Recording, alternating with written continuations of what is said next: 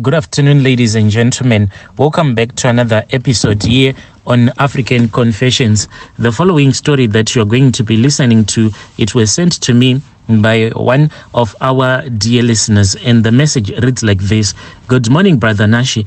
I can't believe I was so blind. I thought that I had found a genuine opportunity to serve God and earn a living when I started working for this pastor, whom I will call Pastor James, who is based in Lagos. He promised me a very good salary and a chance to make a difference in people's lives. At first, everything seemed perfect. He was charming and charismatic, and his words were like honey to my ears. But soon I realized that something was off with this man. He would make me to do odd tasks like depositing large sums of money into his personal account, and he would get angry if I asked any questions at all.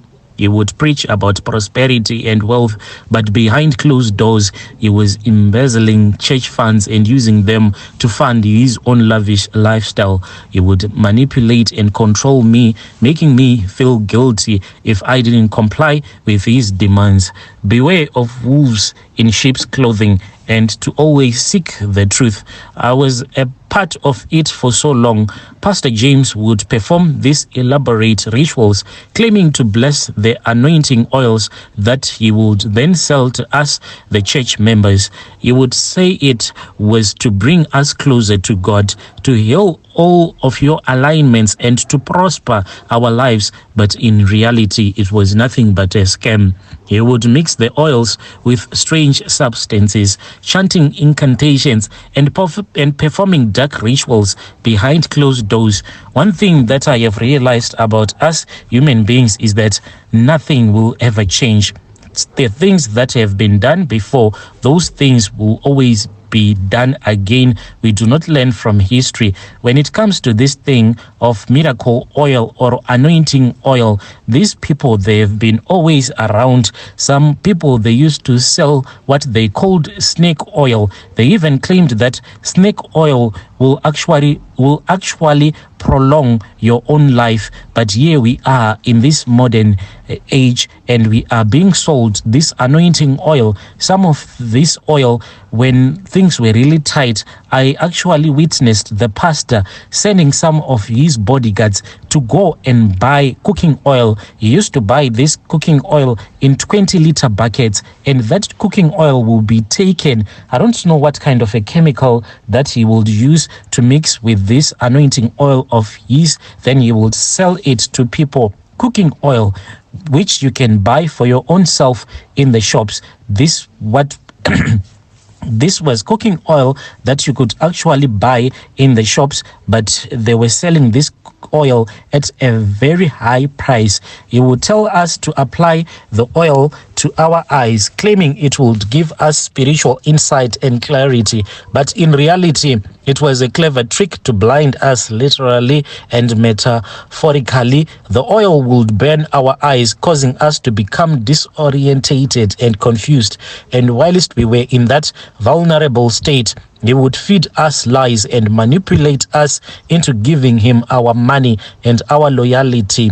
He would use the oil to control us, to keep us in a state of submission and to be dependent on him. I am ashamed to admit that I was a part of this for so long, but I am grateful to have finally seen the truth and I managed to escape. I hope that by sharing my story, I can warn others and prevent them from falling into the same trap.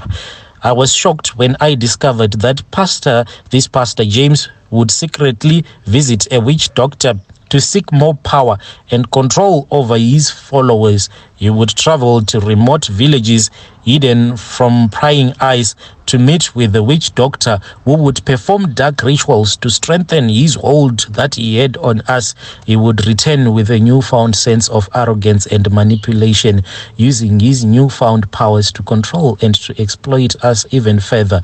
He would claim that God was blessing him with wisdom and insight, but in reality, he was tapping into the dark forces to maintain his grip on the church church, the witch doctor would give him potions and charms to use on us to keep us in a state of submission and devotion. He would use these dark tools to manipulate our thoughts and actions, making us to do his bidding without any questions at all. I remember feeling a sense of unease whenever you would return from these secret meetings, as if a dark cloud had settled over the church. But I was too afraid to speak out, too afraid to question his authority. Looking back, I realized that I was blinded by my devotion to him and the church, but I am grateful to have finally seen the truth and escaped his grasp. I hope that by sharing my story, I can warn others about the dangers of blind faith and the importance of seeking the truth, forever seeking the truth.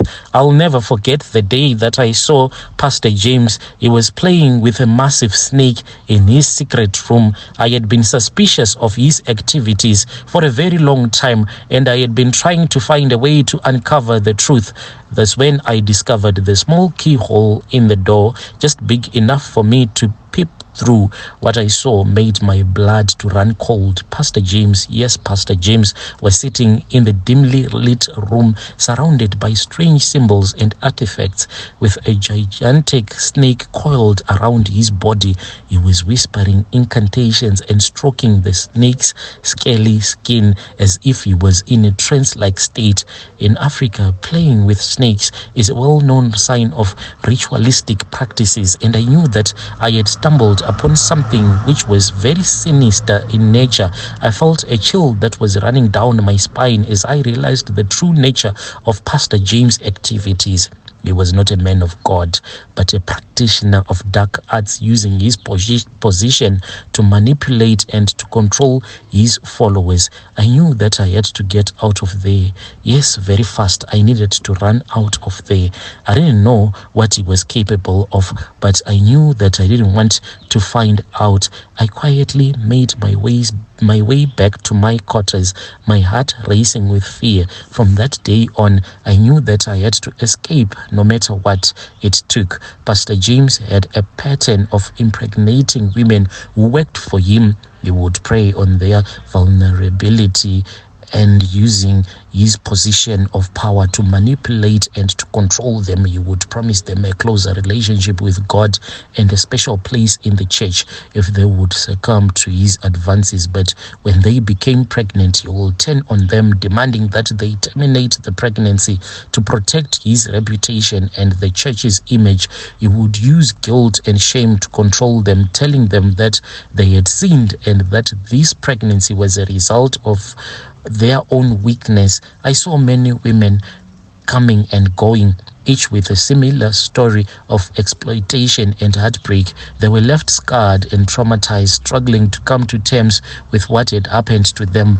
And Pastor James would continue to preach and proclaim his innocence, using his charisma and charm to deceive the congregation and to maintain his grip on power. I knew that I had to speak out, but I was afraid of the consequences. I was trapped in a web of fear and intimidation, unsure of who to trust or where to turn to. But I knew that I could not remain silent forever, and that I had to find a way to expose the truth and bring an end to Pastor James' reign of terror.